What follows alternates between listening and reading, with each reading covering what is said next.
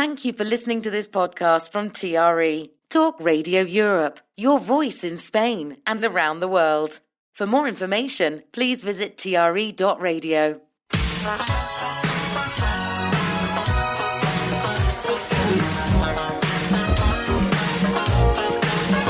The Lifestyle Show. Selina MacKenzie. Our brains are incredibly adept at repair. The Me Nobody Sees. We create our own realities. A deep insight into mental health. Yes, this is the Me Nobody Sees, our monthly mental health awareness programme. Now, today we're going to be concentrating on loneliness at Christmas, because as the Christmas approaches, the world gets busier and brighter. Yet for many, it can still feel like a very lonely time. Today we're opening up the conversation, sharing stories and reminding each other that connection can be found in unexpected places. If you want to join in, do give us a call on 952 78 4000. You can WhatsApp 645 99 67 95 or email studio@tre.radio. The Me Nobody Sees. A deep insight into mental health. And I want to welcome back our survivor, Michelle Mack. Good afternoon. Oh, yeah, you need to talk into the microphone. That's my microphone, dear. That's terrible, She's not done isn't this it? before. No, I know. Good afternoon, everybody. Good afternoon, and we've got two new ladies today. We have Ingrid Joya, who is a coach, therapist, educator and inspirational speaker. Welcome. Welcome, welcome. Hello, everybody. Welcome, welcome. How do you say welcome in your language? Tere tulemast. Tere tulemast. Probably not quite. And Emma Thorne-Lees, who is a transformational life coach and community creator. Welcome. Thank you. Thanks very much for having me. Can't wait to have this conversation. It is great to have you on the show. I'm just going to turn you up a tiny little bit. So, as everybody knows who listens to us monthly, this show can go anywhere. It evolves. So if anyone wants to talk about anything different, as long as it's to do with mental health awareness, then feel free to get in touch. But our basic topic is loneliness at Christmas. And I think it must be getting harder, because I think social media makes things really tough. You're nodding, Emma. Do you think it makes things harder for people? Oh, absolutely. I mean, it's difficult. It's easy to demonise social media as well, isn't it, to be honest? But I think, especially if we're feeling a little bit vulnerable, maybe a little bit lonely, and we see people's feeds of what they're doing with their family, with their friends, all the things they're buying, all the parties they're going to, all those kinds of things. If we're already feeling maybe a little bit vulnerable or having a bit of a down moment, which we all do at times, let's be absolutely honest, if we then compare ourselves, which I think social media can inevitably lead us to doing, it's very easy to then kind of get into a bit of a negative spiral and to tell ourselves that everyone else is having this absolutely wondrous festive season where it all looks perfect. And let's be honest again. It never is. Yeah, exactly. What do we actually share on social media? It's usually the highlights of things rather than the difficult moments. And social media can be fantastic for connecting us to each other if we use it in an intentional way. But equally, it can be something, if we're not careful about how we do it, that we can very easily slip into maybe feeling a bit worse about ourselves or comparing ourselves to other people. And maybe we're conscious of it, maybe we're not conscious of it, but just being aware of what we're doing and maybe using social media in a very intentional way to reach out to people, to connect with other people, rather than, we all do it at times, doom scrolling and looking at stuff. But I think trying to think about how we do use social media in our best interests, rather than just getting sucked in, because it's designed to suck us in. It is. That's why it's there. And I was just talking about with my first interviewee about social media and the pressure that it can put on us. But you are right. There are positives from social media, and I think if somebody's alone, because you can feel lonely when you're in a room full of people, can't you? But if you're alone, maybe you've lost a loved one and it's your first Christmas on your own, you can go to forums, you can go to groups of like-minded people, can't you, to get in touch with. So social media is good in that way. Yes, but it also builds a story, or illusion of how it should be. Or I can imagine now I listen to you talking, I can kind of have these pictures in my mind that, for example, 100 years ago, you didn't know what the guys were doing in the next village, how they were celebrating Christmas. You don't have these beautiful pictures of how they are laughing together and having this really nice tableware and everybody hugging and giving these gifts. It's all about how you do things and how you feel yourself. Yeah. So now we are living the story of others, of this what you should buy and what you should do. So this is disconnecting myself from myself. Yeah, I understand. And I think it's got, as well as just going a little bit off the loneliness side, it's got a bit too commercialised. I mean, I remember my dad saying I used to get an orange and I loved it because I'd never got an orange all year. But I know, it's strange, isn't it? The kids get so much, don't Yeah, they? I think so. But I do think there's a little bit of a swing back towards a little bit more restraint now. But, I mean, every parent always wants to do and give more to their child than they had themselves. So that's just a normal human response. I think the thing that we've got to remember is actually it's not about what we give in terms of a physical present or money or anything like that. It's about giving time. It's about giving time and making time for other people. Giving of yourself is actually far, far, far greater. I had this conversation last night with somebody than feeling that, oh, well, I'll pay for lunch, or I'll take you out for this, or I'll buy you the best present. Really what everybody wants is actually a bit of time and companionship and friendship, love, all of those things which are unfortunately growing shorter in measure. Yeah, and that's what we can do to help people who might be on their own at Christmas. If you've got a neighbour down the road who you know are on their own, just pop by. They might say, I'm not interested, I'm happy to be on my own, which some people are, but at least you've tried. They might just want to have a cup of coffee and a chat. But you saying that, I think there's the flip side as well, from the loneliness aspect of it and people feeling lonely, which I know plenty do at Christmas, and particularly those who've been bereaved recently. I think that's probably the hardest thing. But there's also people who really don't want to be with people and feel forced into actually being social and doing stuff that they don't actually feel comfortable doing because they're not social creatures. So there's two sides to that. I think somebody wrote in last month, didn't they, about that? They said they felt the pressure of Christmas because everyone's asking them, because they're on their own, to go round, and she was like, I don't want to. I want to be on my own. It's quite fun, isn't it? Which is fine, absolutely fine. But I think for some people it must be tough. So Emma, if somebody's listening and they're thinking, well, you know, keep hearing these Christmas songs and everyone's talking about Christmas and how wonderful it is, but I am dreading it because it's my first one on my own or whatever, or I'm feeling lonely. From your point of view as a professional, can you give any advice of how to cope with it? Absolutely. And firstly, for anyone that is feeling that way, and I think we all do at some time, that one thing I did want to point out is just to normalise the fact... sorry, having a bit of a microphone issue.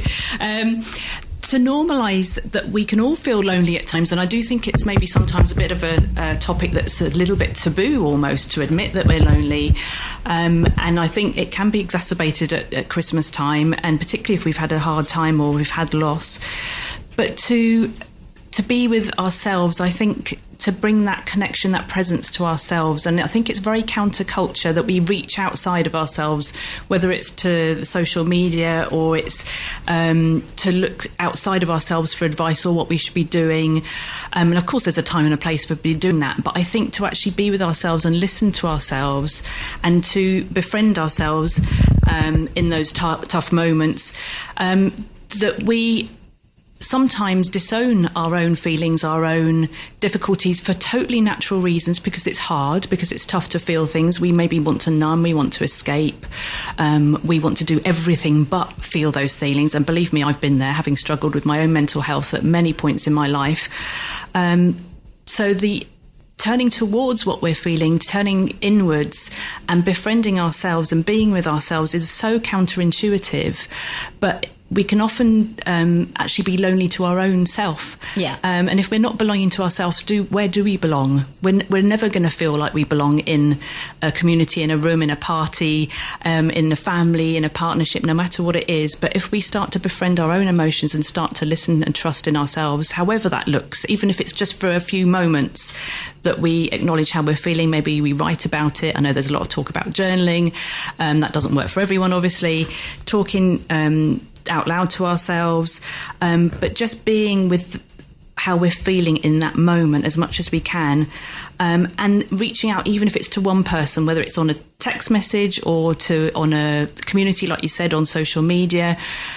Everyone has felt that at some moment in their life. Everyone. Sure. And anyone that's saying that they haven't, then I would question that. I know that's, again, maybe a bit provocative, but I think we all have at some moment in our life. But to reach out, I think there is always someone that will be there, even just to connect with you for a few moments, to be with you in that difficult moment. Everyone would understand that. And you know what? I think most people actually want to help and support other people, but we don't often ask. Yeah. That's I'm going to just take an advert break so we can sort the microphone out, and we'll come back to that because it's a really good subject. We'll be back after this. The Lifestyle Show, presented by Selina MacKenzie. Welcome back to the Me Nobody Sees, our mental health awareness monthly programme. If you want to join in the conversation, here is how to do so. To contact TRE, please call 952 78 4000. Email studio@tre.radio. Send us a WhatsApp on +34 645 99 67 95. And we have received a few WhatsApps already. Please don't think I'm ignoring you, but we'll go to them all because they come through thick and fast, so we probably will do them all in one go. Really sorry, Emma. I didn't want Michelle to have to hold the microphone any longer because I could see her arm was going, so I took an advert break, but I interrupted you. So, yeah, you're absolutely right in what you're saying. So carry on with it. I'm trying to remember my train of thought now. That's what I was saying. I can't remember. Oh, dear. I think the point I was making was that, yeah, we sometimes, I think maybe women find it more challenging than men. Actually, no, that's probably not true, actually, as I say that. I think men find it equally as challenging, if not more so in some situations. Certainly different generations, I think it's different. But I think if someone actually asks me or reaches out to ask for help in a professional or personal capacity, I am honoured that they have asked me to help. And I think we want to help other people, we want to support other people, but sometimes it's just getting over ourselves just to reach out to someone and say, I just want to have a chat. It doesn't have to be anything bigger than that, or I want to go out for a walk, and so it's not something like a big intimidating situation. Yeah. I think if they're coming to you professionally, I think it's probably slightly easier, but I think, say if it's Mr. Bloggers down the road, I think they don't like bothering people. They don't want to say, look, I'd like to go for a coffee, I'd like to do something, because they're thinking, well, everyone's busy and I don't want to bother them, and so they just stay in their loneliness. Whereas, as you say, on the other side, people want to help, they'd like to help, but equally, and it's particularly for British people, we don't want to bother them. Yes. We're all too polite. I think you're right. I think there is a bit of a challenge to ask for help, to reach out for help. We think that everyone else is busy and they haven't got time, and we do have to get over ourselves sometimes, because we do say, I'm so busy. That's a bit of a cultural thing, isn't it? Especially this time of year, even more so. But if I think back on the moments, certainly in my life, that have been the high points, it's when I have set things aside to have those connected conversations with people. And I've been there for myself or other people, not necessarily close to me, but for friends or acquaintances. I think that's what, for me personally, connection is what life is about. And I think those are the things that we'll look back on and be grateful for, rather than spending, time spending money or giving your neighbour a Christmas present or a bottle of wine or whatever it might be. Actually checking in with them, saying, hello, do you want to come and have a cup of coffee? Looking out for somebody who has maybe lost someone recently. Those kinds of things mean much more than giving a gift or sending a Christmas card even. I agree. And one day we'll probably be all in that situation, and we'll want that person down the road, the younger person, to check in on us. It's this circle of life, isn't it? Yeah, absolutely. And I love the way you said, from your own mental health struggles, and Michelle and I spoke about this, didn't we, last month, that normally professional people like yourselves, they are good at their jobs because they've been through it. And I love the fact that you can admit that, because there's no stigma. No, and I think anybody or most people working within the field of mental health these days, definitely psychologists and psychotherapists, all have to have been through therapy themselves. So, they do understand. I think that's the thing is, somebody will think, oh, she's just doing her job. Well, yes, she might just be doing her job, but she's also, or he has also been through something themselves. They have to understand. To understand and have empathy. Yeah, absolutely. And emotional intelligence, that's one of my favourite two words. Ingrid, if you have any clients that come to you and say that, they're feeling lonely, they're feeling on their own, what advice would you give? I totally agree with what Emma says, that the loneliness comes from the disconnection with yourself. So the first thing is I would repeat yourself, that how you feel, what's inside of you. But the really good practice, and this is not only loneliness but happiness, generally, is every day have at least one eye contact or one word or one line of word, one sentence with somebody you don't know, and this works miracles. That's a good idea. Is actually try it yourself today. Try to smile one person you don't know, walking down the street, in a grocery store, wherever, and it would be really good to say something. I don't know. Nice weather, or a cute dog, or smile to a child, or create connection, and this works miracles. Yeah. It really does. And this is a practice. I'm from Northern Europe, so I'm not like in people in Spain are like nice and shiny and smiling everybody on the street. I have to practice this stuff, really. It doesn't come to me naturally, so I do practice it, and I forget it time to time. And when I do it, then again I remember, oh, this works well. And when somebody looks at me, smiles, says something to me, it makes me feel really, really good. Yeah. Better than whatever. It's amazing, actually, just walking along a street and giving a smile to another human being. Makes you feel nice. Well, it makes you feel good, but it's amazing the effect that something as simple as that can have on somebody. Yeah. And the eye contact, as you say, it's so important. And I do think that those little small gestures like that really mean a lot to people. Definitely. I was talking about, again, I've been having this conversation recently about exactly this, and just talking and taking time out for somebody. It really does make a difference. Yeah. And also I would add there a layer of physical touch. Because, we have, to survive, we need warmth, we need food, and we need water. We need to be hydrated, but also we need touch. We're basically houseplants with anxiety. So there are different animal tests done that if you take a baby and you feed the baby, an animal baby, and you give all the physical needs, you fulfill them, but you don't touch the baby dies very soon. So physical touch is something to acknowledge that we need it. It's not something that, it's good to have, but it is actually a physical need. So, I don't know. I think you have to be careful because some people don't like it, do they? Some people but really for yourself, for example, if I feel sad, I don't know, put a really nice body lotion on. I don't know, touch yourself.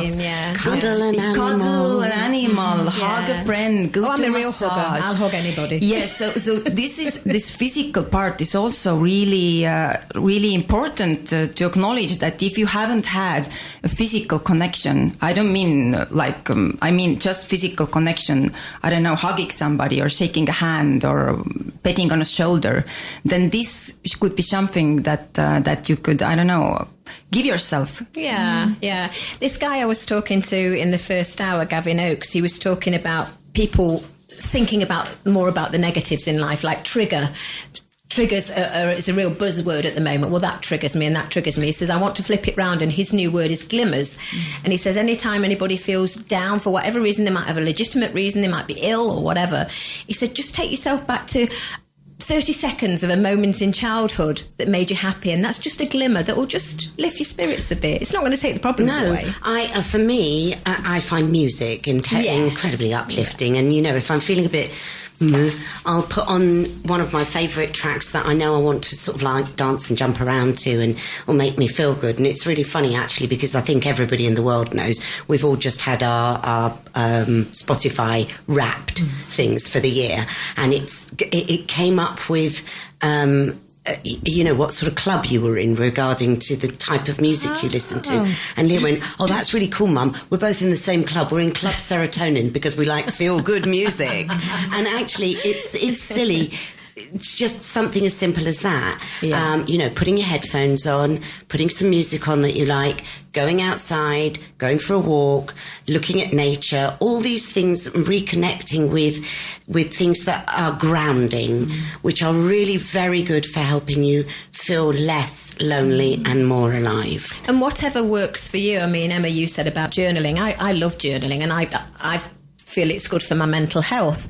Some people don't. Some people will like to be in nature, but other people don't. Some people want to just sit and read a book. Whatever works for you. There's no one size fits all, is there? Absolutely. I think that's really important, that we can try and create lists or prescriptions for ourselves, or follow what the latest celebrity has said, or X, Y and Z person, but just listening to ourselves and trusting ourselves. And I think certainly in my experience and working with people, that we can often spend a lot of life in our heads and our thoughts, and a lot of those thoughts are not necessarily very helpful ones. So speaking it out loud, or writing it out, or dancing it out, doing something in the nature or an exercise, whatever it might be that works for you, and experimenting with that without putting any expectation on it. I think sometimes, especially again this time of year, we've got so many things on our list, but even just taking 5 minutes in the morning, I'm a huge advocate of like spending the first 10 minutes in the morning just to be with my nice cup of herbal tea, not checking my phone. Yeah, I can't do decaffeinated coffee anymore. I can't do herbal tea. Can you not? Oh, really? No, I've had to educate, gradually try and filter myself. Give me the caffeine. Oh, no. I shake too much with caffeine. But yeah, just to not spend that time on the phone, for example, that I just spend that time with myself instead of jumping to the phone. Again, it's just rewiring my brain in a different way. And the point you said about the glimmers, I think, is a really important one, because our brains are wired for negativity. That's just how we've evolved, to look out for danger, to look for problems, for our own survival. So if we can start to look at the positive moments, they might be literally 30 seconds. There's been a lot of talk about gratitude and gratitude journaling, but there's a reason for that. It is actually very powerful if we do spend some time, at the end of the day or wherever it might be, just to say, okay, what am I grateful for today, beyond, all the things that we take for granted, but that moment that I saw a beautiful sunrise, or that I actually looked into my child's eye and had a proper conversation with them, whatever it might be, then we're not just automatically going to the negative things that we sometimes just feel like we just stick to those memories, don't we? We just will always remember the negative things that someone might have said to us rather than the positive things. Sadly, it's human nature. Exactly. One more thing to say before our next advert break, and then we'll come. We've had some emails as well now, so we'll come over to the WhatsApps and emails. We mention it about mental health probably on every show, about the stigma, and there's no stigma in going through problems, but I want to say there's no stigma in feeling lonely either. Don't be embarrassed because you're lonely. Don't think, well, I'm a loser because I'm on my own. Yeah, it's also a concept, the loneliness. I think it's understand that being lonely is your own concept of what loneliness means. Is that I tell myself all the time I'm lonely because I don't have this or that others seem to have. So maybe I'm not the lonely if I would actually physically compare myself to others, but the self-talk is all about loneliness. Yeah, and then you start to feel it at the end of the day. Oh, I'm lonely. When there's manifest. Yeah, it's like, and it becomes real. Yeah, and you don't want that. Let's go to our messages then. We will be back on the other side. The Lifestyle Show, presented by Selina MacKenzie. This is the Me That Nobody Sees. If you want to join in with our conversation or ask our experts any questions, feel free to do so by calling 952 78 4000, emailing studio@tre.radio, or WhatsApping 645 99 67 95. Before we come on to the WhatsApps and emails, you were just saying off air, Ingrid, that's exactly what you're doing this Christmas. You're going to be for the first time on your own. Yes, and I already did what Emma started saying, that I messaged my friends. Oh, I'm so lonely. I think this Christmas I laugh over it, made it like a funny, but then again I was sad.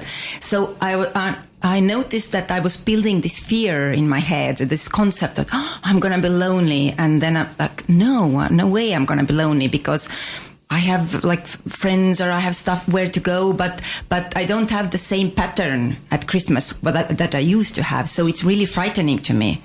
I'm sure. In a way, I think that's also another thing, is when you find yourself in a situation like this for the first time, that concept of change as well is terrifying. People don't like change. And also, Christmas is a time of traditions, as you say, family. So when it's involving that, it's an incredibly difficult time. But like you were saying, it's a loneliness is a concept as well.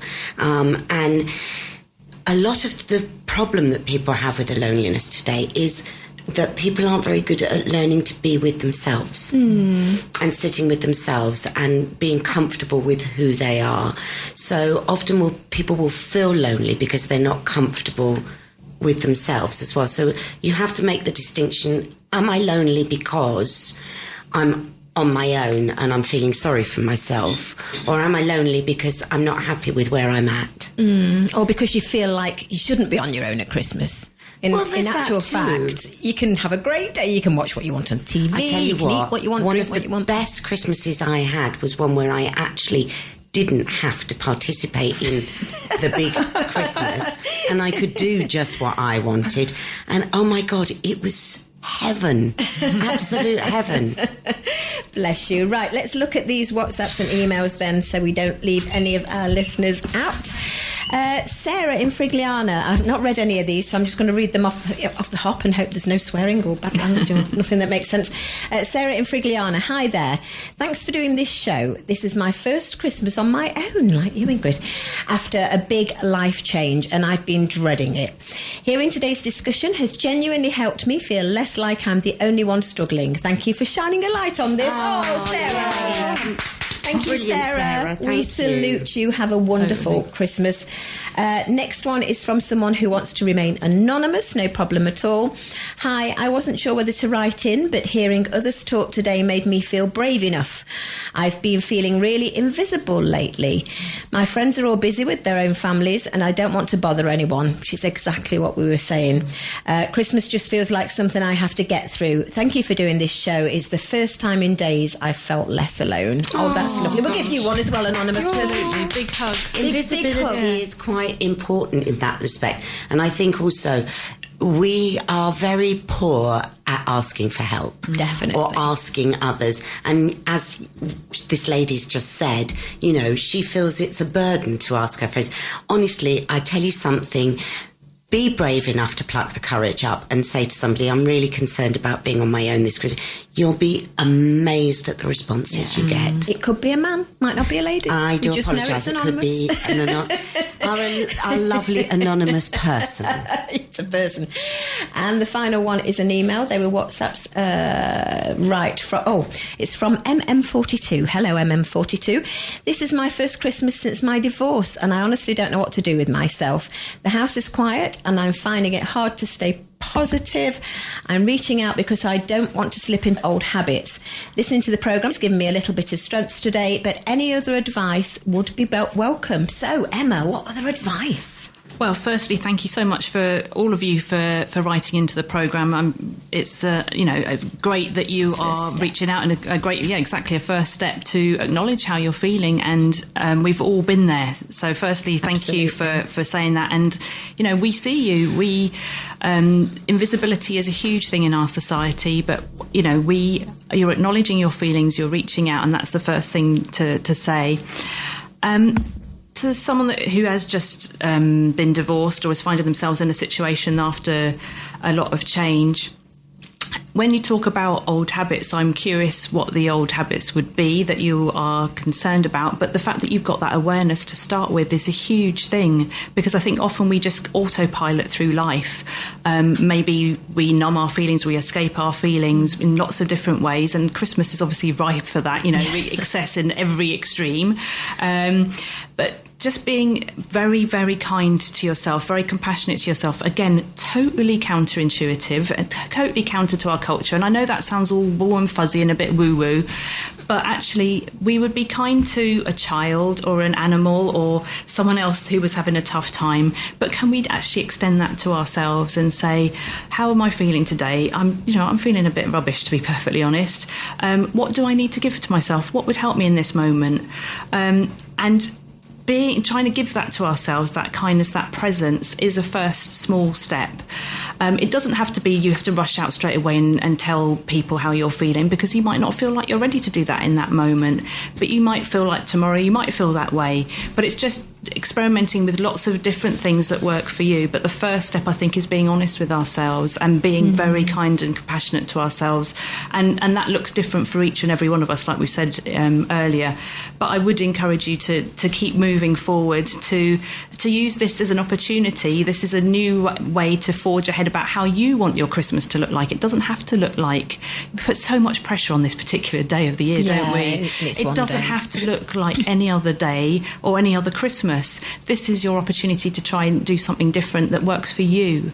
I think you're right, and I'm not a professional, but I think from my point of view, my advice would be don't beat yourself up about it, because you're going through an awful process. Divorce is horrible. I could be an expert on that, but I've been through one.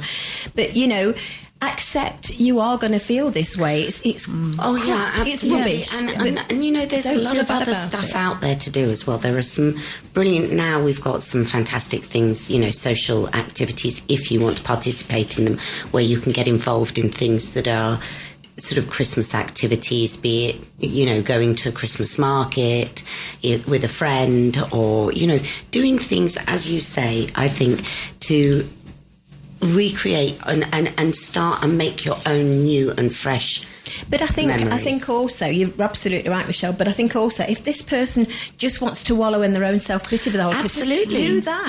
Lay on the sofa, stuff your face with whatever you want, and watch all the programmes you like, and don't feel bad about it. Because at the end of the day, the only person you have to please is yourself. One practice I would add here that really works with myself, and I've seen it with many of my clients, is that if I ask them, what do you want to do? It's like, I don't know what I want to do. But if I ask the person, if you were a little child yourself, and you would think of how to make your, this little version of you happy during Christmas, what would you do? Then it kind of imagination opens up. Oh, I would take him or her to this place, or I would do this, or I would just, eat cookies and watch TV, or go to a Christmas market. Then it's kind of easier to maybe from this perspective to understand what you would like to do, because it's a big change.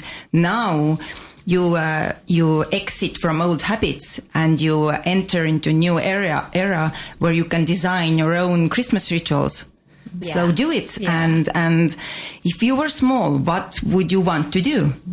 And then do it. Yeah, good advice. MM42 has just wrote back and said thank you in block capital letters, and sent 4 kisses, one for each of us. And say 4 kisses back from MM60. Do you reckon 42 is the age? Oh, sorry, sure. Michelle. That's all right. I'm very, very content with being 60, Selina. Thank you very much. The best 60-year-old I know, and you don't look it, so that's all that matters. Oh. Right, another one's just come in. Love to MM42. This one is from Martin in Palma de Mallorca. Really enjoying the programme. I live alone and usually feel the pressure at this time of year, but this year I'm trying something different. I've planned a Christmas movie marathon for myself. How wonderful. Your show has given me a bit of extra motivation to stay positive, so thank you to you all. We'll give you a round of applause. Fantastic, Martin. We want to know what's on the movie list. Yes, let us know. Apparently Home Alone is the top movie of all time. I thought it was Die Hard. No. Oh, no, that's not a Christmas movie. That's not a Christmas movie. This is a whole other debate, isn't it? What about It's a Wonderful Life? Well, that's one of my favourites. Yeah, I don't know whether they asked... I was going to say, I don't know if they asked youngsters about Home Alone. It all comes down what movie you watched when you were little, or what things you did when you were little, because we're repeating the same activities and patterns that are related to really strong emotions. So the stronger is the emotion, and during Christmas time, I think it's the strongest throughout the year. the strongest emotion. So these habits that are connected to the really strong emotions, they stick, and they kind of change or the way we are. Yeah, they and I have think we have such, well, maybe not all of us, but some of us have such fond memories of Christmas. It is a childish, it makes you go back to being a child, doesn't it, on Christmas Day? I think so. Yeah. I'm like a child. I get up at 6 o'clock and I'm waking my husband saying, can I have presents yet, please? Good grief. No wonder he has to put up with some things. Bless you. Oh, another one. Right, how are we doing for time? Hang on, we've had another one. This one is from Priya. Recently moved to Calahonda. Welcome. I moved here for work a few months ago and I don't know anyone yet. I'm dreading the holidays. Everyone else seems to have plans, family traditions, and I'd really appreciate any advice on how to feel less lonely over Christmas. Thank you for giving people like me a space to speak. Emma. Thanks for writing in, Priya. Lovely to meet you and welcome to the area. I think the wonderful thing about being new to area, it's a new opportunity to explore and to explore how not only the things that you want in the area, but also how you want to be, because you've got an opportunity to be whoever you want to be in your new area. Reinvent yourself. Exactly. And I think particularly we're very fortunate here in Spain that we've got lots of opportunities. There's so many community groups, well, and elsewhere as well, online and offline, that are really great opportunities because everyone here has been in that position. I wasn't born and brought up in this area at all. That we've all been new to an area. We've, no matter where we are in the world, that we all need to have connections and community. So I'd encourage you to seek those out. One, if I can mention one group in particular that I think has been very helpful for me and a lot of people I know, is the Costa Women group that operates all over Spain, that have local groups and they maybe meet up for coffee or for different activities without any pressure whatsoever. And just to start slowly building the network, it's not an easy time or a transition, but it can certainly just having one thing every couple of weeks or whatever to look forward to start easing into things, and people will then start to invite you to other things, and it will probably snowball from there to meet your own group of people. And it doesn't have to be lots of people necessarily, it just might be a few people would be my advice. I would also just one second, just on Costa Women, sorry. I'm the host for Costa Women in the Marbella area, so if who was it, Priya? Yes. I don't know where you are, Priya. You're in Calahonda. Okay, well, if you're down this end, I can let you know when we have our next meetings. We have socials and business meetings, or I can tell you exactly who it will be in your area. Apologies, Ingrid. Sorry, I just wanted to add up a dating app like Tinder, because I've I'm also new in here, and I've talked to a lot of people who are traveling a lot, and they say that they use this app not for finding a husband, but to not find new friends, new connections if they are on a short tour. Is there a sort of one for that, just for friends? Yes, and you can find friends, and you can add their nearby, and you can get connections. Oh, how lovely! That's so, and it works really well. That's a great idea. There's also Age Concern. If you're a little bit more mature, Age Concern is brilliant, and again, they're all over Spain. And I would say go on social media. There's forums, a fantastic clubs, group it's based in Malaga, but it covers surrounding areas as well, specifically for women, I'm afraid, sorry chaps, called Girl Gone International.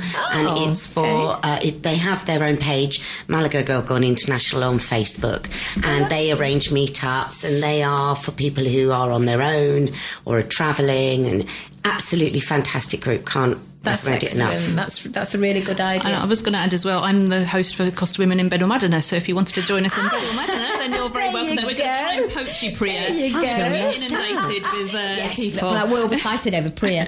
I don't know, actually, Calahonda, I don't know if there's one actually there near There's to her. one in Mijas, I think, but maybe that would be the closest one. But definitely go to the Costa Women website or Facebook page. I didn't realise that, Emma. How funny. It's a small world. It's a very small world. It's a very small world.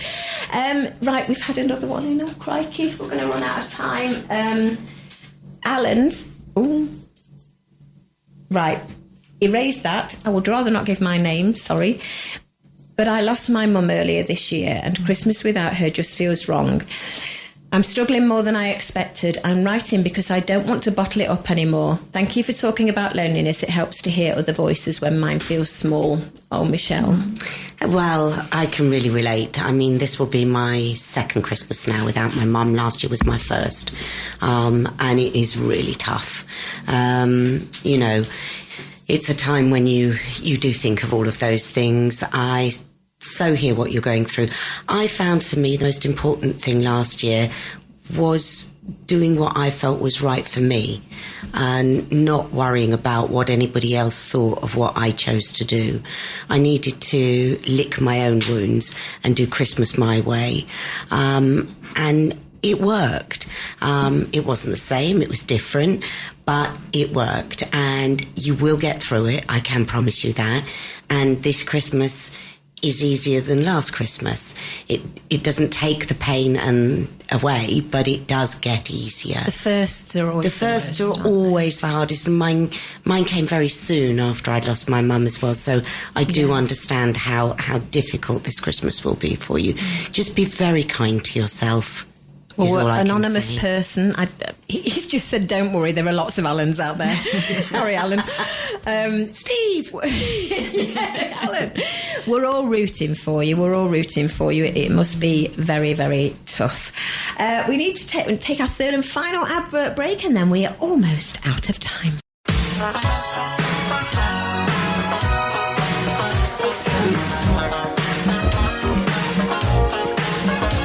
Lifestyle Show.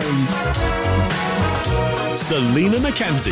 Right, we're almost out of time, so I'm afraid we can't take any more WhatsApps or emails, but I've just got a couple to finish with. Anonymous again, just wanted to say today's topic encouraged me to finally message a friend that I haven't spoken to in months. We've already arranged a coffee for next week. Sometimes all you need is a little nudge. Thank you. Brilliant. I love that.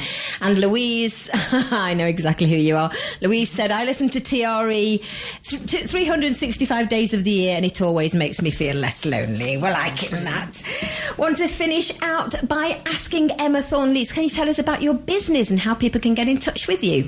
Yeah, absolutely. Thank you for having the opportunity to do that. I actually operate two businesses. Firstly, I'm a transformational life coach, and I support particularly called the Crossroads Coach, Emma the Crossroads Coach, on social media, Instagram and Facebook. And I particularly help people who are navigating transitional, difficult, overwhelming times in their life.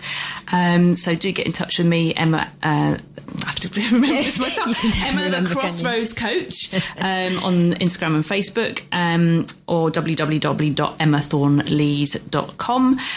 And I also co-run Sober Socials, which are sober social events for well-being, people who are sober curious or who just want to have fun without having the pressure to drink. So we're on at sobersocials.es on social media as well. I always do dry January, so I might come out with you in January. I actually think we should have her back on to have a whole show on this. Yeah, that's not a bad idea, actually. With my co-founder Lou, so that would be wonderful. Emma and Lou, Sober Socials. That's a good one, actually, for January, yes, so I'll make a big ring round there. Ingrid, tell us about your business and how people can get in touch. I do support and mentor people, but also businesses who are in change in their personal lives or professional lives. So LinkedIn, Instagram, it's Ingrid Joya, and Facebook are the main channels, I think, here now. Great stuff. And our lovely survivor, Michelle, do you have any contact details for us? I do. If you're really, really struggling and you're finding yourself in a terrible spot over Christmas and the New Year, please contact Samaritans in Spain. They're open every day until midnight. Their helpline is 900 525 100. There is also Caritas España in Malaga for those that are not English speakers, 952 287 250, and of course fantastic Age Concern, 689 355 198. Wonderful. Thank you, ladies. I just want to finish off with a quote. Even on the loneliest days, you are held in the quiet kindness of those who care, even if you cannot see them. Give yourselves a round of applause, ladies. Just want to finish off. Thank you, ladies, very much. It brings us to the end of today's programme. If you're feeling lonely this Christmas, as Michelle said, remember you're not alone and reaching out can make all the difference. Thanks for spending this time with us. Wishing you all comfort, connection and a wonderful holiday season. For today's show, it's time for this. Goodbye, sweetheart. Well, it's time to go. We're back tomorrow with another show. Well, unless we're fired, we'll talk to you then. Goodbye, sweetheart. Goodbye. Goodbye. Playing out with Sada Garrett and Dennis Edwards. Don't look any further. Hannah is next from 4 and I'll be back tomorrow with No, I won't. It's Thursday. I won't. I'm off tomorrow. Woohoo! I'll be back on Sunday with your Sunday selection, our request show. Alan and Sean are here tomorrow from 2. Buenfinda Semana. Look after yourselves and each other.